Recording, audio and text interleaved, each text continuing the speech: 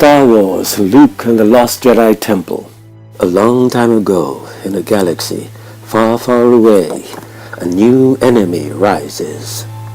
When Luke Skywalker has to make an emergency landing on a strange planet, he is destined to discover a faithful friend, a formidable foe, and untold secrets of the Force. Luke Skywalker was in trouble. His Y-Wing fighter had been damaged in a battle with the Empire, and he needed to find a safe place to land, and fast. As he flew low over the jungle planet of Devaron, something interesting caught his eye. It was the ruins of a temple. The mysterious energy field known as the Force told him the temple was important. Luke was traveling with his faithful droids C-3PO and R2-D2. C-3PO feared Imperial stormtroopers would be waiting for them wherever they landed, but Luke sensed that he needed to visit the ruins. Once on the ground, there was no sign of Imperial troops. A mechanic named Kivas and his daughter Farnay agreed to fix Luke's fighter while he and the droids explored. The nearby village was bustling with life. Luke soon found guides who were eager to take him hunting for creatures called pighorns. But Luke didn't want to go hunting. He wanted to visit the ruined temple. The locals refused to help him. They said the temple was forbidden. Only one guide would take Luke into the jungle. He was an alien named Sarco Plank. Farnay warned Luke that people who traveled with Sarco didn't return. Luke appreciated Farnay's warning, but he had no choice. The Force was calling him to the temple. Sarco, Luke, and the droids mounted beasts called hyperbores and rode off into the jungle. On their journey, Sarco noticed Luke's lightsaber, the weapon of a Jedi Knight. Luke didn't want Sarco to know he could feel the Force, so he pretended that he didn't know how to use the lightsaber.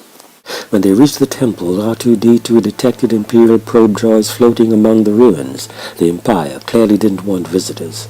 Through the Force, Luke sensed a secret cave high on a cliff above an old riverbed, and that would be their way in. Leaving Sarco behind, Luke and the droids climbed into the cave and walked down a dark, twisty passageway. When Luke reached the temple, he found it in ruins. Statues of ancient Jedi were scattered in pieces on the ground, but at its center, Luke found a battered but beautiful courtyard. He heard a voice inside his head. It was his old teacher, Obi-Wan Kenobi. Obi-Wan had taught Luke a little about the Force before the evil Darth Vader struck him down in a lightsaber duel. Obi-Wan was gone, but could still speak to Luke through the Force. He told Luke that the Force had guided him to the temple. There, Luke would learn to open his mind to the Force's teachings. Luke took in his surroundings. At the top of a nearby pillar was a lever. Luke tried and tried to use the Force to move it, but it wouldn't budge. He didn't know what to do.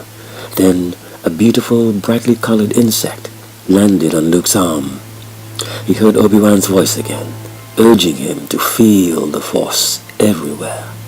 Through the Force, Luke focused on the lever once more, and it moved. A metal orb emerged from the pillar. It was like the remote that Obi-Wan had once used to train Luke. Luke ignited his lightsaber and tried to command the Force. C-3PO and R2-D2 stood by, watching Luke as he dueled with a device that zipped through the air and fired stinging laser beams. When the orb backed away, Luke smiled. He had passed the test. Then two more remotes emerged. It was impossible to keep track of 3 devices at once. Luke almost felt like he'd be better off fighting blind, the way Obi-Wan had made him train aboard the Millennium Falcon. Luke realized that Obi-Wan had been trying to teach him to trust the Force instead of his senses. Jedi Knights didn't guide the Force, but let it guide them. Luke took a deep breath and tried again. This time, he let the Force direct his movements.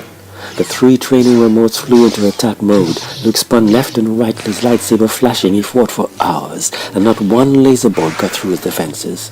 Suddenly, a laser blast knocked Luke off his feet, but it wasn't a remote shooting at him. The Empire's stormtroopers had found him, and they had captured Farnay. She must have followed him to keep an eye on Sarco. Luke was outnumbered and about to surrender when Sarco Plank emerged from behind the ruins. The guide was holding a crackling electrostaff and was there to help Luke. Fighting side by side, Luke and Sarco defeated the Imperial soldiers. But just as the last stormtrooper fell, Sarco turned on Luke and Farnay. He was much more dangerous than Luke realized. Sarco was planning to steal Luke's lightsaber, melt down the droids, and loot any Jedi treasures left in the temple. Sarco threw a grenade into the air, and it exploded with a brilliant flash and a thunderclap. The impact knocked Luke down and left him unable to see or hear. Luke tried to fight Sarco, but he was facing the wrong way. As Farnay and the droids watched in horror, Sarco raised his electrostaff and walked slowly toward Luke. Luke started to panic, but then he heard Obi-Wan's voice, reminding him that while his eyes and ears could deceive him, the Force was all-seeing. Moving with incredible speed and using the Force to guide him, Luke spun into action. He swung the blade of his lightsaber into Sarco's chest, knocking the alien back. Sarco staggered and fell into a deep pit in the courtyard. Luke had defeated him for now, but the alien would surely rise again. Farnay and the droids rushed over to Luke, but there was no time to celebrate. TIE fighters shrieked overhead.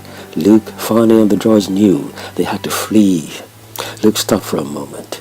In the ruins of the lost Jedi Temple, lifting his lightsaber, Luke swore he would become a Jedi Knight, perhaps even the greatest Jedi of all. The end.